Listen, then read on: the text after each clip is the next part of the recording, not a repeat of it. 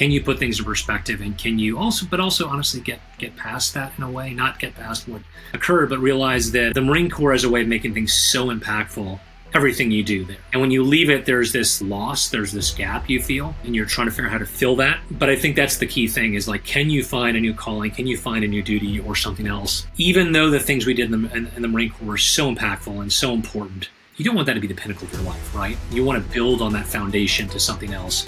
And I think that's the key thing is, can you use those experiences, good and bad, to propel you to higher heights and achieve other things?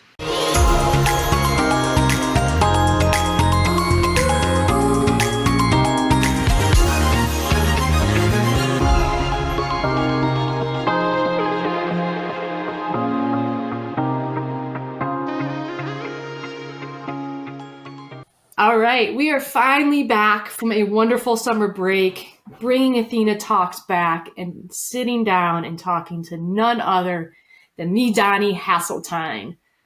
Probably your most important responsibilities are that of father and husband, but a former VMI grad turned military combat or Marine Corps combat veteran, then decided to become a cyber guru and navigate Silicon Valley. To now be sitting in the seat as the vice president of security at Second Front. So let's start there, Donnie. Well, one, how are you?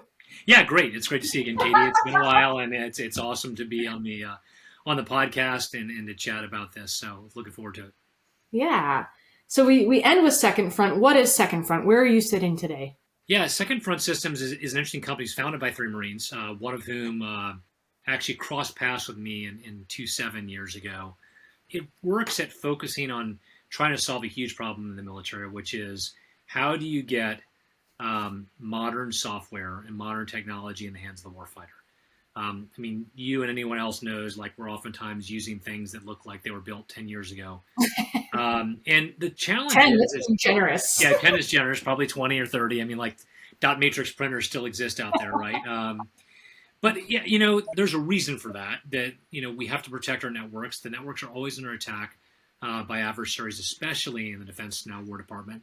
What Second Front tries to do is take a look at some of those cutting edge technologies that are coming out of startups, small businesses that can really change the game for the warfighter, but can't make it through that security and compliance threshold that was really needed to be running on DoD military networks. So what Second Front is they provide a platform called Game Warden. And that platform basically is an accredited platform that sits inside the boundary. And we're able to take software, containerize it, host it on the platform, and very rapidly bring it in safely and securely behind the boundary so we can give access to warfighters of those cutting edge pieces of software. Okay, so you talk about warfighters, and we'll get more into Second Front a little bit. Just wanted to frame like where you are present day, because I want to go back 20 years. And this wasn't intentional, but we're sitting here talking on September 12th. And I'm sure very similarly for you, I know for me this time of year is always a lot of reflection. September 11th had a big impact on me, my military service. Where were you on September 11th? And then how did that end up impacting your Marine Corps journey specifically? So I was already in the Marine Corps. I joined the Marine Corps in kind of a period of relative peace in the late 90s. Ironically, our battalion actually probably saw the only real combat post-Desert Storm in Somalia, in that right after I joined in 97, we ended up deploying to Europe on a Landing Force 6 fleet deployment aboard amphibious ships, and the Kosovo campaign kicked off. So we were some of the first troops in Kosovo. First time we really kind of saw combat, but a very different style of combat than we would see later in Iraq and Afghanistan.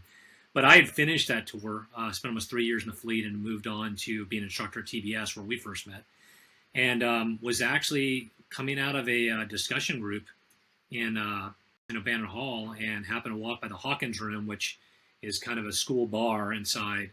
And at 10 a.m. on a weekday, usually people are not in the bar, obviously, right?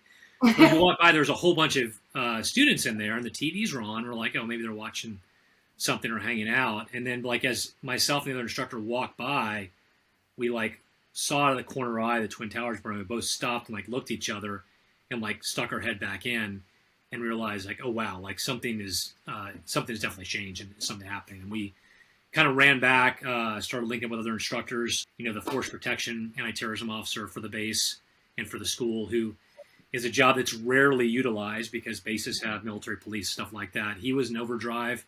He actually didn't really know what the status of his wife. His wife worked in the Pentagon, so he hadn't even heard from her, and he was struggling to do things. Right. Quantico, which is usually right Northern Virginia, pretty laid back, not much happens there. Machine guns and sandbags are put up, gates are being closed. We were activating students to actually augment the force, and we kind of looked at it, and this is a point where students are just kind of coming through the pipeline, just learning how to be Marines. So we went over to infantry officers course, which are now probably the most proficient students, and set them up as a reaction force support MPs. And it was a really kind of tense time. Like, we didn't know what was going on. We didn't know how we were going to react and what was going to happen. We knew something was going to happen. I think the other struggle for us at the time as an instructor was we had just left the fleet, and the Marine Corps is constantly moving you between operational and non-operational tours. So immediately we all were like, well, we were attacked. We want to get in the fight. But we're very quickly told, like, you are not going anywhere. Your job is to train people to go to the fight. This is going to be a long one, so you'll still get your chance down the road. That was the piece, right? As we continue to work, stay abreast of things, try to maintain contact with our students as they went overseas to basically learn lessons of what was happening in Afghanistan and Iraq, and integrate that into the lesson plans to make sure that we were sending out officers that were fully prepared. But yeah, and then that really drove the next 2 decades of service, right? I mean, the global war on terror was the driving part of almost all of our careers. We weren't on ships anymore. We weren't doing some of the traditional Marine things, but we were constantly just rinse and repeat going back to the Middle East. Yeah. And at that moment you wanted to get into that fight. You eventually did. I know I shared this with you a little bit, but one of the last times I saw you after TBS was in 2005 in 29 Palms. At the parade deck, everybody was coming home. It was always a celebratory event. And I remember looking at your bus, and I could see you in the bus, and I'm like, oh my God, that's Captain Hasseltine. I never thought like the XO from TBS actually left TBS. There he is.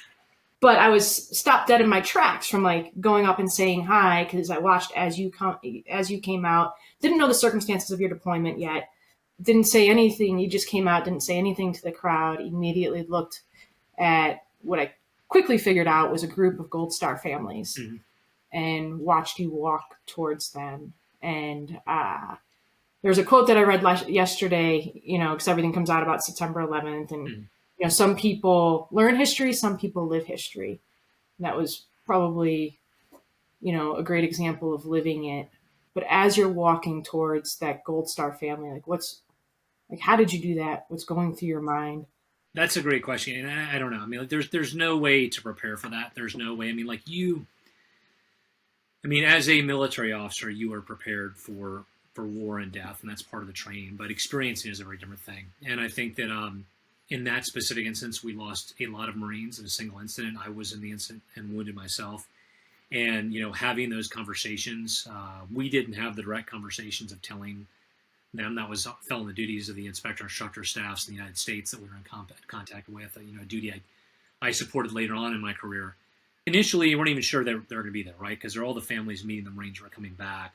But most of them did show up, to talk to the Marines and serve with them and all. And when you realize that radically changes your homecoming too, because you owe that to them, they're never going to see their son again. And your day is focused on them. And I think that leadership doesn't leave you, right? And even to this day, I mean, I was speaking to one of those Gold Star mothers that you saw on the parade deck just yesterday, right, about some different topics there. And some you don't have the best relationship with even years later. Some have processed it and you still are in contact with, but you have this lifelong connection to them through what is really essentially a negative experience. And I think when that happened with me, one of the people I leveraged pretty heavily was a mentor of mine who had served in Vietnam, and he kind of told me the same thing. He showed me an email he had received from one of his Gold Star parents. And at the time, it was like 40 years hence, right? And I think just that lesson of realizing it doesn't go away, right? Leadership doesn't stop when you hand over the guidon. You're connected with those Marines forever. How deeply you are might vary. But like in the past week, I've talked to several that I serve with. I've talked to a Gold Star parent, and that was, we're coming up on the 20-year anniversary of that specific incident. Yeah, I remember Colonel Bourne would share on the anniversary death of Marines that he lost, he would always send the family Mhm. flowers. That stuck with me. Every year he had that on repeat. Something Marines always do, or service members always do before a deployment, is write their last letter. Whether it's a therapeutic exercise, just knowing that you're going Yeah. in. But I know in that specific incident, you had Staff Sergeant Clay Yeah. and his final letter. Who was Staff Sergeant Clay? Explain what a final letter is, and then where his final letter made it to. Yeah. So Dan Clay was a super, larger than life, interesting Yeah. guy. He's probably one of the most charismatic staff NCOs I'd served with. And it was a difficult time because like I took over the unit about 6 weeks prior. There were a number of series of things that occurred. The previous company commander was relieved, so I took over in combat of the company, and I relied on Dan a lot, right, because of his tactical expertise and his knowledge, and very aggressive guy. But he was he's one of those unique people that you've met. And it's really hard to describe this to someone who hasn't served, but there's people you meet that are kind of like, it's almost like they were tailor made for that moment, and they appear and they disappear. I can't almost see like Dan after that, right? And another one like that was one of my lieutenants on a deployment, Sean Blue, who died the following deployment, who there's a statue to at TBS Mm-hmm. and other things. But you, Sean, Dan, both were like really unique characters where you're like, where did they come from? How did they get here? But also that like they're the types of people when the nation needs them, they just appear, right? And I didn't know about that letter, and honestly, like I didn't even know about it after it happened. I mean, like when I heard it, it was because that letter got passed on to President Bush, the commander in chief, and he invited Bud Clay and the family and Lisa's wife to the State of the Union address, and he read it in the State of the Union address. And I mean, like that was the first time I had actually heard the letter, right? When I heard President Bush reading it, it just dawned on me, like, oh wow, that's Dan Clay's letter. It's also up on the wall at the Intrepid Center I think it's in San Antonio, for a lot of the combat wounded, where they do a lot of the work to take care and rehabilitate them there. Mm-hmm. But yeah, he had written a very powerful letter, and I encourage you can look it up and Google it, where it was just a farewell to the family. Like, look, if you're reading this, I didn't come home, and here's what you need to know about how I thought about why I went here, why I made this sacrifice, why it's important, and what you should take away from this, and how you should move forward. Dan was a man of faith. It meant a lot to him. That was woven into the letter.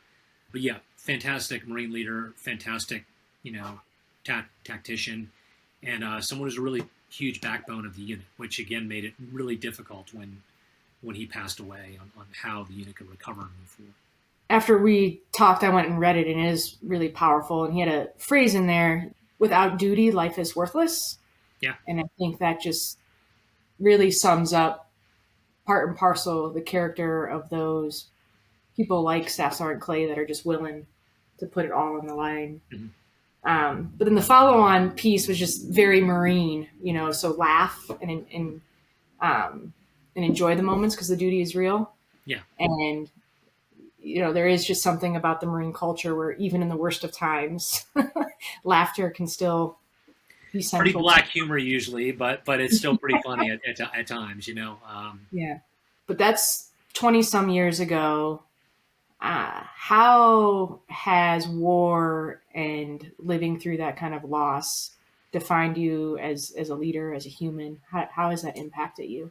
Yeah, I mean, I think it impacts you. I mean, there's certainly tangible ways on how you both process what occurred and also how you, how you approach like challenges and things in life, right? I mean, Mm-hmm. like there's nothing that's that serious if the life's not on the line.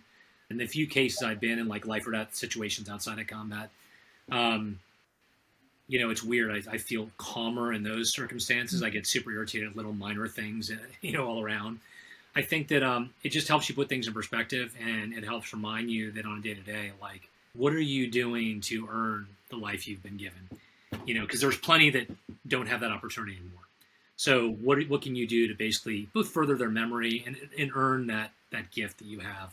And I think that that's kind of the tangible piece, is you just realize like how important family is, how important your kids are, how important your friends and your fellow Marines are, and just the ability to step back and try to like put things in perspective. And it's tough because I mean, like, especially when you've lost fellow Marines, that stays with you forever. I don't think you ever truly heal from that. Right. But yeah, I think that's the key thing is like, can you put things in perspective, and can you also honestly get past that in a way, not get past what occurred, but realize that the Marine Corps has a way of making things so impactful, everything you do there, right? Right. And when you leave it, there's this loss, there's this gap you feel, and you're trying to figure out how to feel it Yeah. and how to fill that. But I think that's the key thing is like, can you find a new calling? Can you find a new duty or something else? Even though the things we did in the Marine Corps were so impactful and so important, you don't want that to be the pinnacle of your life, right? You want to build on that foundation to something else. And I think that's the key thing is, can you use those experiences, good and bad, to propel you to higher heights, and achieve other things. And we'll get into the transition a little bit, but that transition is hard, and it is hard to find that impact. You're giving so much responsibility, maybe not autonomy necessarily, but a lot of responsibility, and then just a lot of like-minded people that are around you. Mm-hmm. So I would think some of that is carried over to the Second Front culture a little bit, given that you're founded by Marines. Yeah, certainly. I mean, I think that Second Front is interesting because there's a high veteran content. I would broaden it out, not just the Marines, but veterans. And it is interesting because we also have like a lot of folks that weren't veterans. They're also fantastic, high performing people. And I think that's the key thing is like, what are the elements of culture where you have that like kind of mission obsession and that ability to like be self-starters, and how do you find that and bring that in? But that's the key thing is to find that place, because I think that was one of the challenges I had when I first got out is I was constantly trying to rationalize like what the mission was and what the purpose was. When I first got out, I was in just straight business-to-business software. I was the CISO for a small PE firm that we were kind of really turning things around. And the thing that I love about cybersecurity is, you're protecting your company, you're protecting your customers. So there's an aspect of that that's similar to the military where you kind of think, okay, I'm taking care of other people here, and it's a service-oriented job. But I also had to get into like the product, right? I mean, like if your whole goal is to make money, like where is that? That's cool and that's important, but like where does that really drive you? So a lot of like in my last job when I was running a company called Package Cloud before it was acquired, what I realized in talking to our customers and users who are developers is how much better their lives were using the product and how much that allowed them to do other things they wouldn't do otherwise. And that's what I really had to key off on is kind of boil it down to like, yeah, it's great that we're making this money, but what's really exciting for me is that there's this developer who's doing great things, and he or she's are now freed up to do even more great things because we've taken this burden of something kind of mundane and boring but necessary off their plate and allowed them to kind of move forward and focus on other things. So you have to kind of dig in and find out like what's your mission, what drives you, what drives your company, right? If you're a founder or an entrepreneur, like what is the driving question that you're trying to answer, and what is the driving like pain point for your customer you're trying to solve to move forward? Because you focus on that, and you really realize like a lot of these products are about making someone's life better in some way, shape, or form. Yeah. Not as impactful as I might feel like leading Marines to the battlefield was, but it's still something out there to kind of hold on to and keep as kind of your compass point. We can't take for granted the steps that you took to get to that point where you could realize that in your journey, because I think what's very interesting about your transition journey, I mean, you retired from the Marine Corps, you retired as a lieutenant colonel, you could have kept going on. And so many people, like we all did it. Anybody that made the decision to get off of active duty, whether that's after one tour or retirement, it's like that transition puzzle that they have to wrestle with. But you're a really good example of looking ahead, betting on yourself, and identifying that. So take us back to like you're at that decision point. You had Lieutenant 05 command. So naturally, do you want to go for 06 command? Or if you transition out, what does that look like, and how do you even start that pathway? Yeah, it's hard, and I think you really have to sit down and think very deeply about what drives you. I mean, what was really profound for me was I went through a transition workshop put on by the Commit Foundation, which does a really good job of trying to help you figure out what your why is. And I think that the military transition program, that's the official one that's required, is not great. I mean, it checks the boxes, it does the basics right, but you really have to invest in yourself and look for other ways to kind of distill that, because you can probably find a job getting out, but the question is it the right location? Is it the right compensation level? Is it giving you what you need as a person to kind of feel like you're growing and moving forward, right? And I struggle with it. Even like it took me, I would say my transition, I don't think it it's not like a starting end. It's not like you're crossing the river sort of thing. It's like it is a continual process. And I would say that, if I were going to put an end to my transition, it was just pretty recently. It took a 4 to 5 years, right? Where I said, okay, now I feel like I'm established in the private sector. Now I actually believe I actually know what I'm talking about. I knew what I was talking about beforehand. I was bringing value beforehand, but now I'm much more acutely aware of like, okay, here's the value I bring, here's the knowledge I bring, and here's how I can like make all that work together. But yeah, the way this played out is like I finished command and had a different interesting situation with my wife, who's a PhD. She got a short-term job offer at Stanford, which turned into a long-term job offer. That's a pretty unique opportunity, so we had to kind of make that work. So she moved up here to Silicon Valley while I was finishing command. And then I looked around and realized there was a lieutenant colonel billet up here, one that's not usually given to post-command lieutenant colonels, as essentially an inspector instructor, the active duty, one of the active duty leaders for a reserve unit. So I work for 23rd Marine Regiment, which is based in San Bruno, California, down the street from YouTube. It's like you don't even realize it's there, but like you stand at the 10-4 mall or go down the street from YouTube, and there's this little barbed wire fence with Humvees, Rank Corps flag. It's like one of the only pieces of duty property in the Bay Area here. If you are in the reserves or if you're in recruiting duty, it's a very different approach to leadership and service than when you're just on active duty assigned to a base, right? Because there's no base, there's no infrastructure, there's no, all the stuff you can rely on is just not there anymore, right? Yeah. And you realize oftentimes because you're no one's going to ask you for my opinion about the Marine Corps when I'm walking in San Clemente or Oceanside when there's 40,000 Marines spitting distance away, right? But when you're like the RSCO in Albuquerque, New Mexico, and there's only 40 Marines and 200,000 square miles, or when you're in the Bay Area where you're the second most senior officer in the city, like suddenly like people want to know like, hey, what are your thoughts on this? How does this work? And you have to get a lot more engaged with the community because you need the community to provide the things that are not there anymore. So that's a long build up to say that when I got to Silicon Valley, what does Silicon Valley do? It's like it does tech, it does startups.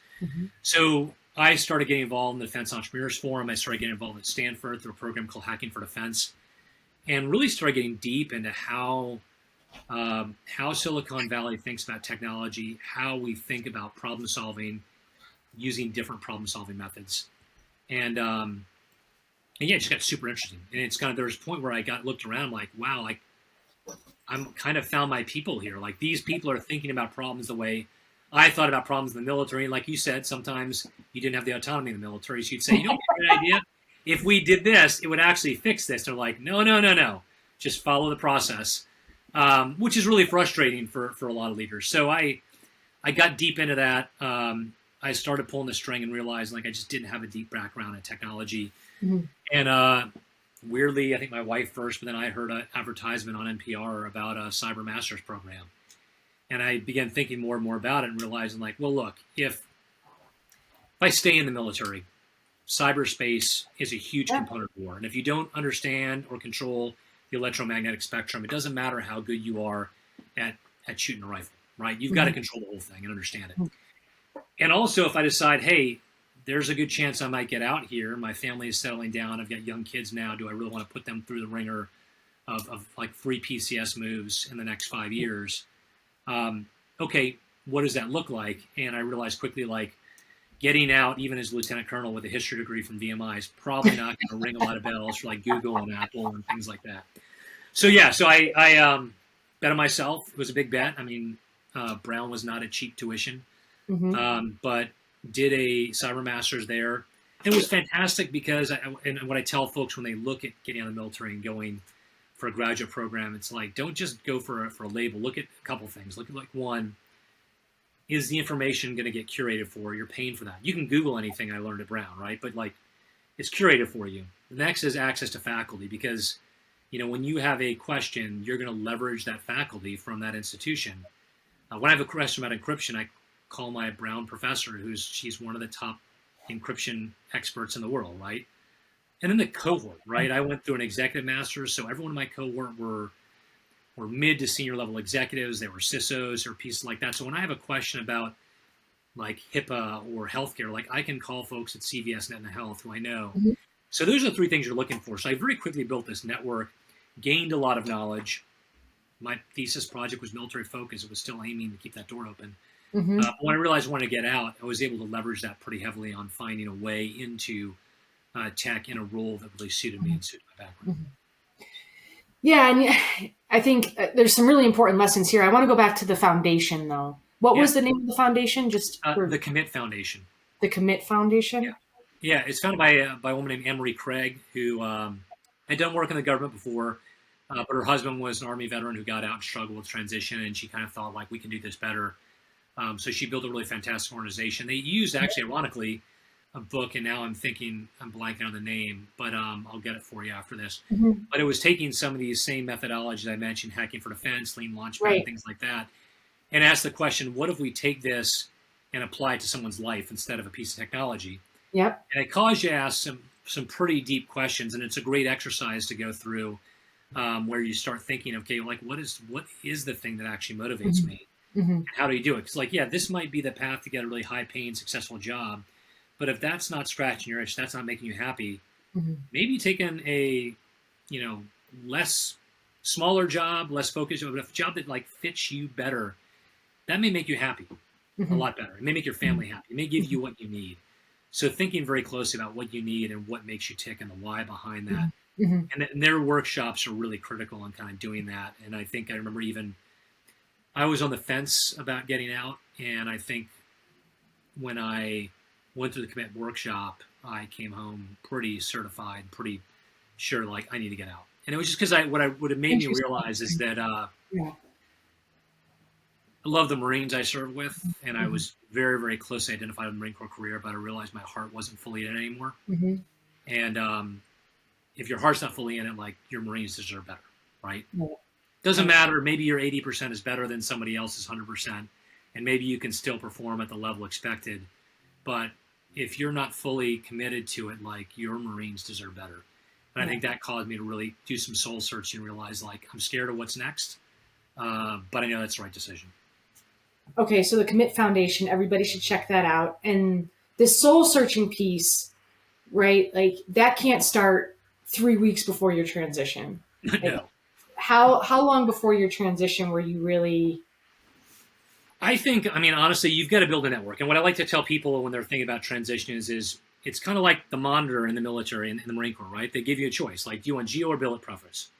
Geo preference, you tell me where you want to go, and I choose where you fit, or you tell me what you want to do, and I choose where you're going to go, right? And I think that's the same in the private sector, right? If you want to be in a specific location, well, then your job aperture has got to be wider open. It's like, I'm going to network in this community. I'm going to see what that networking yields. But if it's a specific job, then it's like you want to network in that industry, and you go where the job is, right? So you have to ask those questions first. Do I want to be in a location and I'm open to what I do, or do I want to do a specific job and I'm open to moving? You have to ask that question first. But I think, broadly speaking, as just a general rule, I would say it takes 18 to 24 months to really build a network that you can weaponize and use to your advantage there. So you really need to think at least 2 years out. The other advice I give folks who are in the military is, like, every time there's a decision, like, am I going to accept orders? Am I going to re-enlist? Like, you should seriously think about getting out. And you should have to convince yourself that staying is the right decision. Mm-hmm. Don't just stay on the train, right? Mm-hmm. When it hits a stop point, get off, look around, check the map, and make sure you want to get back on that train. And I think I started doing that throughout my career, and that helped me know a lot clearer when it was time to get out. Mm-hmm. I think too often people just say things like, oh, well, if I keep having fun, I'll stay in. And I just would say, like, dude, newsflash, the military isn't fun. It certainly wasn't for me, right? It was exceptionally rewarding, like getting blown up, getting shot at, doing hikes. Like, none of that is fun. Right. It's rewarding, and it's rewarding to be with the right people in those kind of trying circumstances. Mm-hmm. So stepping back and thinking, like, okay, what do I want to do? What's next? And is this really the right thing for me? Mm-hmm. That helps you frame it in a way that I think is positive in the long run. Yeah. And these aren't, like, this isn't a network that you're going to build in transition class. Like, you have to be assertive about building that network. Yep. You went out in the Silicon Valley community, but is there any, like, how did you build it outside the community? Was LinkedIn a viable platform for you? Like, yeah, LinkedIn, nothing is better than face-to-face meetings. Right. And I was right. That was happening. That was all happening for me during COVID. So a lot of my networking was in LinkedIn. But LinkedIn is pretty fantastic, and I encourage people to really look deeply at it because what you can do, and I coach people all the time to do is like, hey, what company you want to work for? Like Google, or type in Google, it'll say, and click people, it'll say 600,000 people. But then say, well, I'm in Colorado, so show me only the people in Colorado. Mm-hmm. Okay, then I want to search for this specific job title, program manager, cybersecurity, narrows the further. And then go in and say, past company, U.S. Marine Corps, or add all the services, right? Mm-hmm. And very quickly, LinkedIn will show you, here's the 27 Marines working in that company that you want to target, in that job, in the city you're in. And then just cold message them, right? And I think my experience, I got like 60, 70% replies on cold messaging. Mm-hmm. And I think the other thing to remember is like, don't get title focused or feared. Mm-hmm. I mean, like in the military, you would never think about seeing the 3-star walk down the street and be like, oh, hey, General. I'm like, hey, I got some ideas. Can we sit down for coffee sometime? Like, you would never do that. Even if you were like a lieutenant colonel, right? But in the private sector, like that boundary doesn't exist, right? So if you cold message the CEO and you're a sergeant, like at least 50% of the time, that CEO is going to say, yeah, sure, I can shave 20 minutes. I'll stand with you for talk 20 minutes. Yeah. And if you narrow that down to people that have from the same town as you, or went to the same college as you, or serving the same service as you, like I have never found a case where a Marine will like not pick up the phone with another Marine. Yes, right? yeah, I agree. And I applied for actually one big tech job that I got very close to getting, and it was funny because I just said like, who do I know? Oh man, I don't know anybody at that company. Let me see the former Marines, and I messaged like 6 of them. Every single one of them responded. One of them was the hiring manager for the job I was applying for. Oh, wow. And the other 4 that I had substantive conversations with ended up referring me. And just as the ATS system was rejecting and saying I wasn't qualified, the recruiter is calling me and it's like, let's get you in because these people say we should talk to you. So oh, wow. You definitely want to look at that way. If you just blind apply, mm-hmm. nothing's going to happen. Mm-hmm. But pull the string, ask someone. And, mm-hmm. The last thing you should ask them is like, who else can you introduce me to that I should talk to? Mm-hmm. And you start with one person, you just see broaden out and you build out this massive human intelligence network around what you're targeting, right? And I think the other piece is don't lead when you need a job. There's a saying in Silicon Valley is ask for advice and you get money, ask for money and you get advice. Mm-hmm. So ask for advice. Say, hey, look, I'm a transitioning veteran. Here's what I'm doing. Here's what I'm interested in. I see you did this. Do you have a few minutes to talk to me about your experience in this company mm-hmm. or how you should approach transition?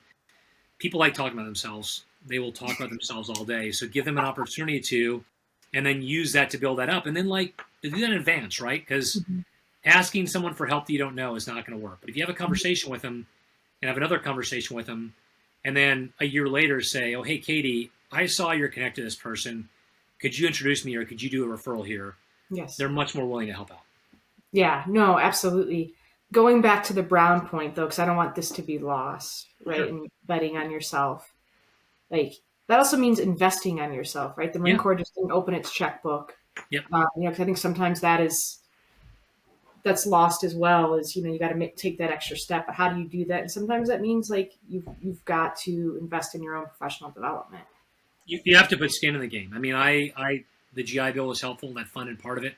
Mm-hmm. I'm still paying Brown. I'm 5 years out. I'm still paying loans to Brown, So it was a combination of self-funding, mm-hmm. Student loans and the GI Bill mm-hmm. that got me through that. And there might've been other ways to kind of approach that, but you have to. And actually I'd say some of these transition programs I've seen, honestly, ask you to put down some money, sometimes a nominal fee. I think, there's another one called Breakline, which is really good. But they're like, hey, you gotta pay a couple $100. And it's not like a massive tuition fee, but it's enough to say like, we want you to put some skin in the game to know you're actually committed to this. Because if you sign up for a free program, I don't know how many free programs I've signed up for and not shown up to the webinar. Right. Yeah, of course. You put $100 down. That may not mm-hmm. be much, but like you're probably going to show up now, right? And I think that's the key thing is do that, but think carefully about it. Weigh what the objective is. Weigh what the cost is. But yeah, you got to bet on yourself. You can't just think that stuff's going to come to you, and it's going to hurt a little. If it doesn't hurt a little, it's probably not. It's probably not enough for what you're looking for. Yeah, and everyone hears defense tech and they're like, "Oh, that's super sexy. That had to have been easy," but it couldn't have been easy. So, like, no. we throw around this term of defense tech. Like, what is that? And bring us behind the curtain of what that journey looked like. I'm sure it wasn't easy. Yeah, I mean, the nice thing about if you're going from the military and defense tech is like, some of the acronyms. That's what it really comes down to. Is like, he's like, there's a head start. I mean, I know things that like a new joined a second front who didn't have military experience, like he or she will have to struggle as they kind of figure that stuff out. But, the other thing is like what you don't know is the thing that they know, which is like how marketing works, what your value proposition is, how to focus that in. What's your cost to acquire a customer? What's the lifetime value of the customer? All these like business dynamics that you probably don't have. I mean, you can get those. You should learn those. Like, I mean, there's program like Harvard Business School has an extension course that's not that expensive for veterans that gives you the first 3 key courses of an MBA program that gives you at least the vocabulary to talk with, right? But getting a defense tech, if you think about all of the pain that we dealt with the bureaucracy of the military and the government, which has a purpose. This is not like we should kill all bureaucracy. There's a purpose for it. But it extends itself into places where it probably shouldn't be, and it limits forward movement. It limits innovation. Defense tech is really trying to break that down and try to open up more innovation in government, but it's not easy. You're still fighting uphill. I mean, there are things that we've done with the government that we are like literally the experts in the commercial sector in, and it still takes us 1 to 2 years to get it done, right? Even though we know the system, know the process, have our stuff together, and know the people in the government, it still takes time. And we always talk about like things move at the speed of government, which is not fast. So that's the tough part, is like going from another tech company, which was pure commercial. It's like there was no excuse. It's like this needs to get done. Like, well, there's no reason why you can't go out, search, swipe a credit card, add in a service, build like there's no reason why you can't build that today. With the government, like you've got to get it accredited, you got to get it checked, you got to do all these other things. So you're mirroring the speed of the private sector with the speed of government and trying to bridge those and kind of like pull both along in a weird way. Also, defense tech is broad, right? I mean, like they're the primes, the old primes, Lockheed Martin, Raytheon, Booz Allen, those things. And you have these kind of new upstarts like Anduril, like Palantir, like us, like Shield AI. So there's a weird tension there too. And I think the thing I'd key into is like, don't just jump into defense tech because you think it'll be easy. It's going to be hard. It's going to be harder than just a straight private sector. You're still going to have to learn the things you need to learn to be successful in the private sector, but then you have to find a way to merge those two. And there's a very difficult way those things merge. And defense tech kind of sits in that kind of valley of death between the two. Yeah. So sitting in your seat at Second Front right now, what does a day in the life look like as a vice president of security?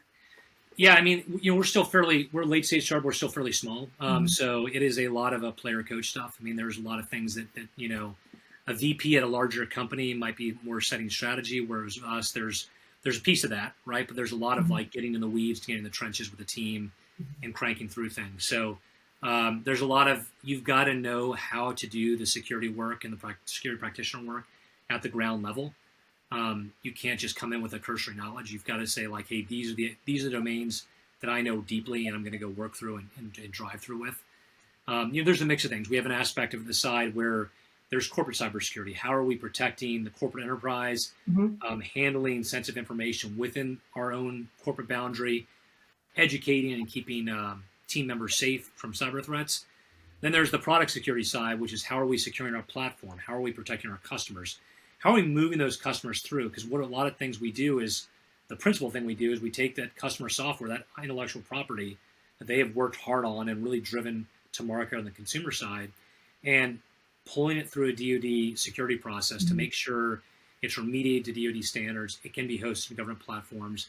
So checking it, attesting to it, walking through that process, explaining the bureaucracy to them, and kind of being that Sherpa to kind of move them through in a sense. So, broadly speaking, cybersecurity, there's a lot of domains out there, but really like, how do you protect the company? How do you protect your product? And then how do you protect your customers? And with us, really, there's a third tier of that, right? Is like, there are customers or consumer entities, but their customers are DoD mission owners. So in many ways, like it's an interesting thing where our key beneficiary is really that warfighter, that DoD user that's using our customer software. And the goal is how can we make that customer software secure, accessible, so that they can use it. And ideally, we should be the invisible backbone behind it. No one should even have to worry about who we are. It's just we're the ones that are making sure that service is available, it's safe, and it's getting the warfighter what they need. Well, that has to be purpose driven. And is there like a big celebration or a bell that you ring anytime a customer comes back certified? Yeah, I mean it's a big thing, because it's Yeah. not just it's just getting through the process and then Right. pitching it to the authorizing official and making sure. So, Mhm. yeah, there's a whole Slack channel where we're celebrating those wins. I mean, I think most companies celebrate when the customer is signed, and that is a big deal even for us. Mhm. But the real issue is like, when does that customer get authorized by the DoD so they can go live with those mission owners? That's the real sign that we've connected the dots and we've achieved the purpose there. And I think that's the mission obsession we try to have at Second Front. Well, hopefully you're not doing anything with the DoD because they no longer exist. Well, that's our Department of War, right? I don't think they've updated all the cybersecurity instructions we still have to go by. There's still DoDIs and DoD's the DoD SRG, but Yeah. DOW, I guess. Well, Yes. change The Dow. All right.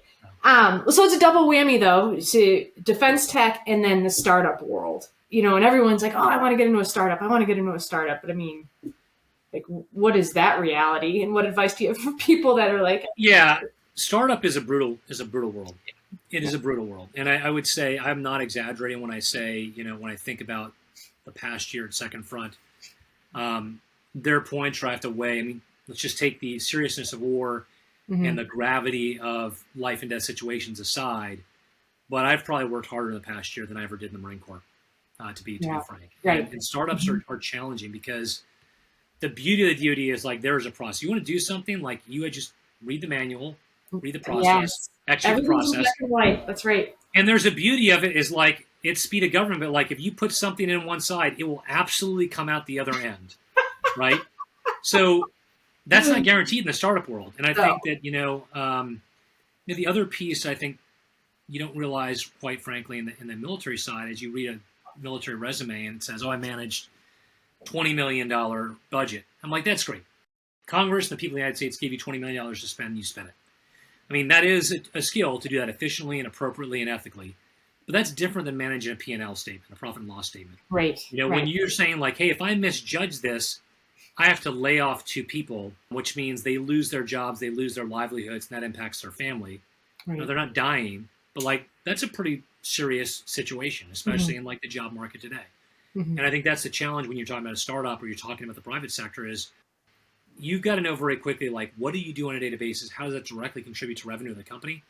And you've got to understand that, like, how well you do that job and how well you manage that piece really decides whether you and other folks in your company and your team get to keep their job. And that's a pretty serious responsibility, right? Yeah. In startups, the challenge with startups is they're not established, right? They may have revenue, they may have customers, but they're struggling to find that product market fit. Like, we have this bright idea. We all have bright ideas every day. The question is, can you build it? And if you can build it, will people actually pay for it? Because like the field of dreams thing, build it and they will come, that does not work in real life, right? You've got to know, like, there's someone who's willing to swipe a credit card and actually like, okay, I will use that. That solves a pain point. Let's go. And startups are going through that journey, and it is a painful journey. And I've seen, Second Front's a perfect example. Second Front was founded with one product, and they went through and got some government customers, but realized at a certain point that wasn't scalable. They were going to be a decent company. They could get some revenue. They were never going to like actually be a super successful company. And they realized, like, to do that, we've got to pivot to something else, which became our current platform, which means we've got to fire a bunch of people. We've got to hire a bunch more people. We've got to totally change what we do. And then we've got to build the thing. And we've got to do that really, really fast.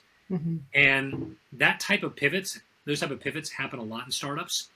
And they're hard to do. They're scary. And there's a lot weighing on them. And if you do a pivot wrong, like, your company's out of business, right?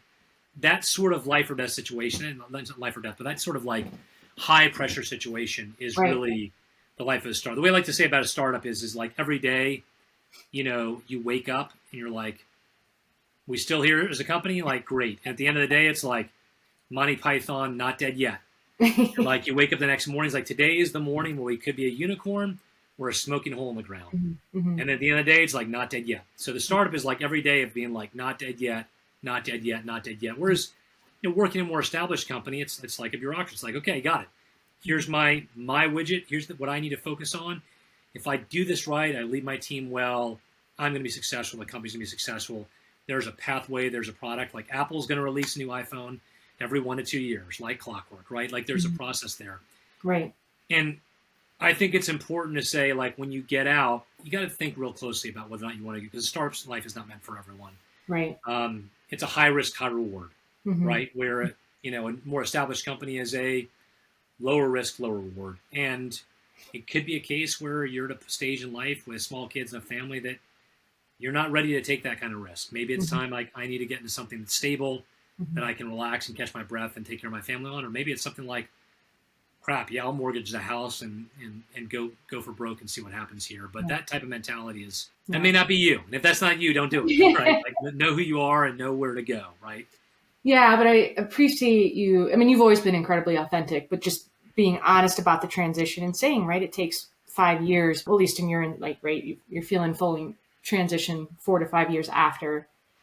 You just made me realize two things of why people wrestle during that transition process, right? And it's like, we all know, like, finding that purpose, but you are so right in the magic of getting around other high performers. They don't necessarily have to be veterans, but it's that high performing piece that I think people lose when they come out of the military, right?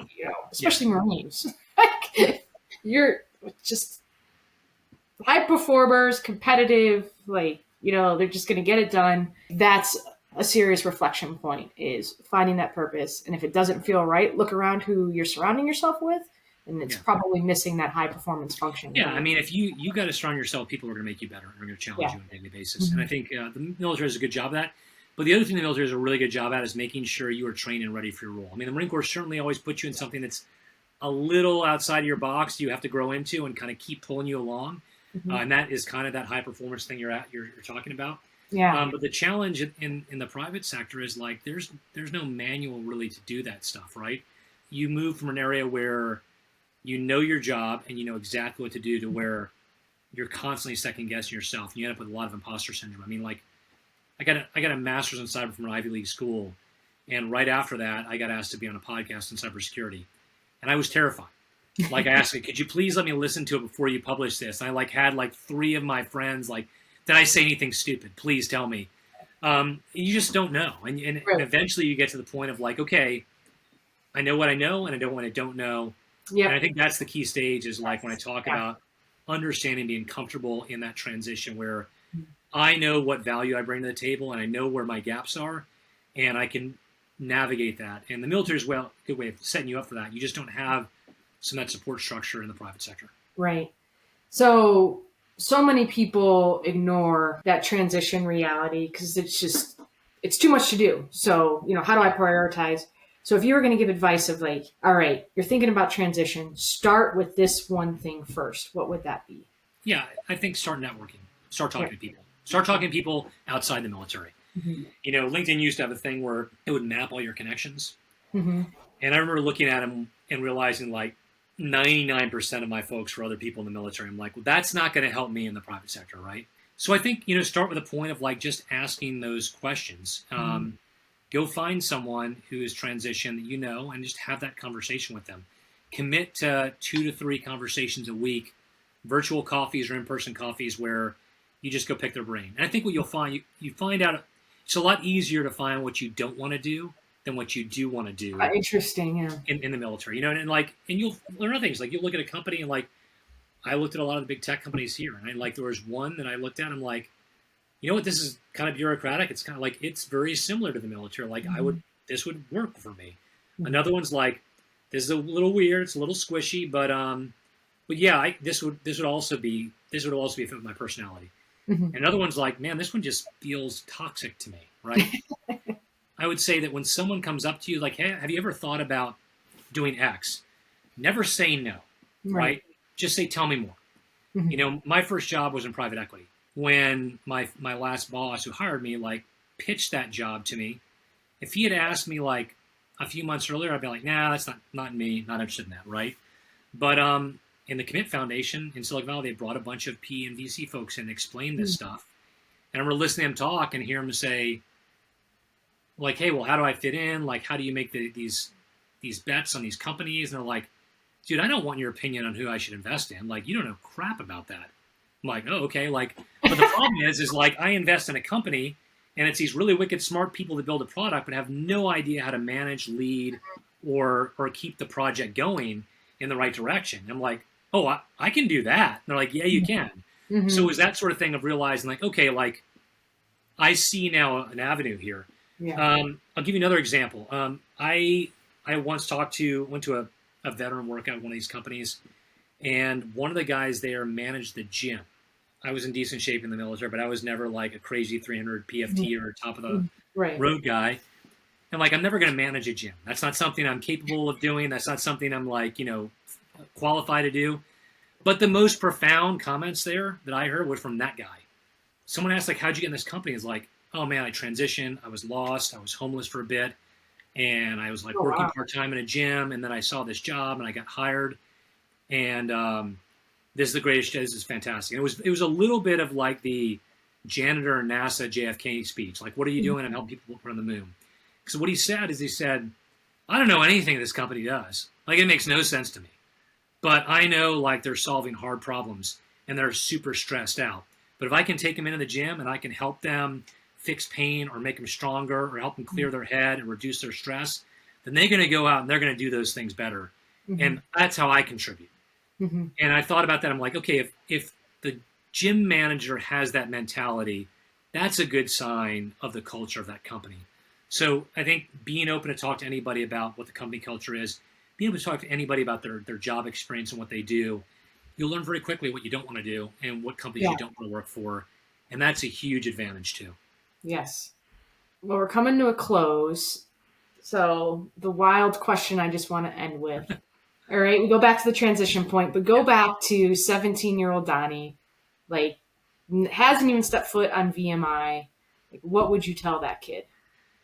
Yeah, that's a great question, and I even prepped me for it. I'm not even really sure what to answer with it. So I think the thing was, Katie, like when I was 17, I was pretty sure I already knew I wanted to be a Marine. I already kind of knew like I was driving forth with where I wanted to be.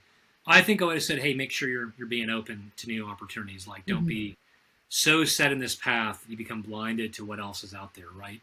And I eventually learned that lesson, but it took me a long time to learn, right? Is what are don't write things off, and don't be so rigid, right? I think that's the other thing that's challenging. Like when we're young, we tend to be very black and white, very idealistic, and life is gray, life is challenging, and don't be so quick to judge, and be open and empathetic to what's out there, and understand that like how do you navigate that kind of piece in there.